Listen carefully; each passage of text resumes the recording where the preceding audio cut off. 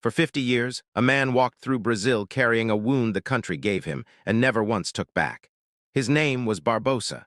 Follow Sportymotion for more football stories the world forgot, and send this to someone who still thinks they know the whole game. Brazil did not just need to win that final match against Uruguay, they only needed a draw. Barbosa was Brazil's first-choice goalkeeper, celebrated, admired, one of the best in South America. Brazil scored first. The Maracana shook. Victory felt inevitable, almost ceremonial. Then the 79th minute arrived. Uruguay's Alcides Gigia drove down the right wing, cut inside, and placed the ball low toward the near post.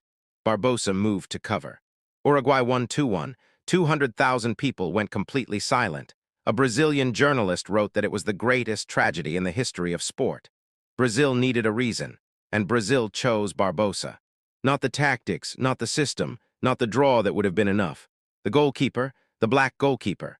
Brazilian football historians and sports psychologists have since written explicitly about racial dimensions in how the blame was assigned. Barbosa was the most visible target.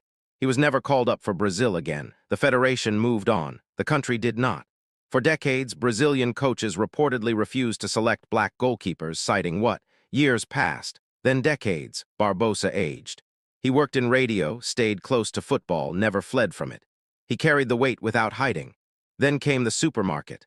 One account, repeated across Brazilian football writing, describes a woman pointing him out to her child and saying, "That is the man who made." Sports psychologists who later wrote about his life described what Brazil did to him across those 5 decades as a form of collective psychological abuse. He was never officially rehabilitated. No federation ceremony, no public apology, no formal acknowledgement of what had been done. Brazilian football rebuilt the Maracana for 2014.